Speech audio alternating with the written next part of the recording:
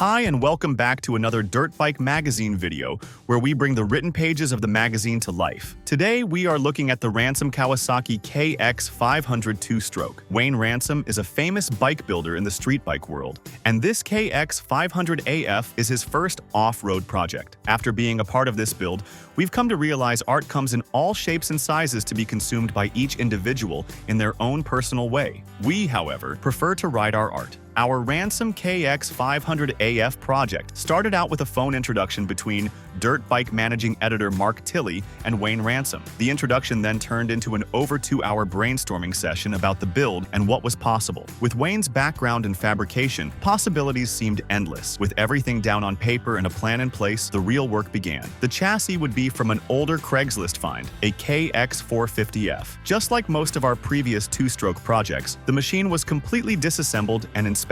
On this build, the inspection process was not as intense because so much of the bike would be replaced. Another chassis item fabricated from raw material is the titanium subframe. This was also made in-house by Wayne. There wasn't much room for artistic interpretation here because most of the measurements are straight off the stock unit with some minor refinements to suit our specific application. It did, however, give us a little over half a pound in weight reduction. A new air intake system consists of a KX450 main airbox and KX500 air boot. These items provided the fitment we needed and air volume the 500cc engine required, but they don't just bolt up to each other, so an adapter was built to mate them together. We did include some items on the chassis that were not fabricated in-house. Ride Engineering's black anodized triple clamps were used, along with their dual piston, billet aluminum front brake caliper, and steel braided front brake line. Öhlins' suspension replaced the stock Showa components. We went with a spring fork setup to provide more rider comfort. For wheels, we went with gunmetal gray-colored hubs and rims with silver spokes and black nipples from KSR. We wrapped those with Dunlop rubber. Mika Metal's handlebars, grips, and drive components were also used. With the chassis modifications squared away, we focused on resurrecting the engine.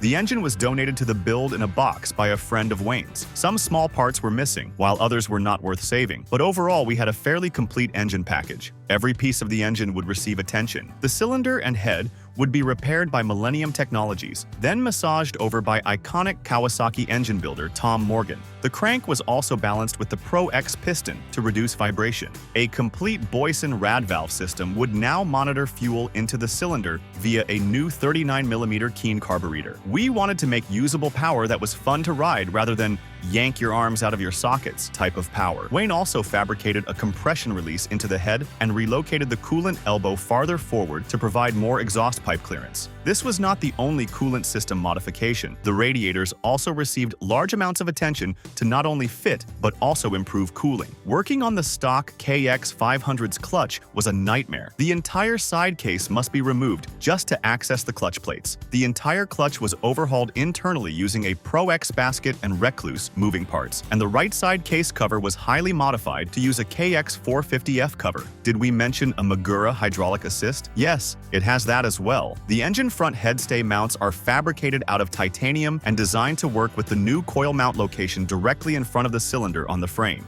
Wayne designed a new kickstarter out of billet aluminum because the stock ones had issues breaking. It may be going a little overboard, but hey, why not? Once all the modifications were done, instead of just hacking up an existing KX500 exhaust system, Wayne decided to make a custom unit designed specifically to match the engine modification done by Tom Morgan. Of course, the new exhaust is made out of titanium. Even the silencer was reconfigured, adding design modifications to match the style lines of the modern Kawasaki plastics, so everything flows together as one unit. In a lot of ways, the Ransom KX500AF project breaks the mold of how we build project bikes. Will we be fabricating all the parts on upcoming builds? No.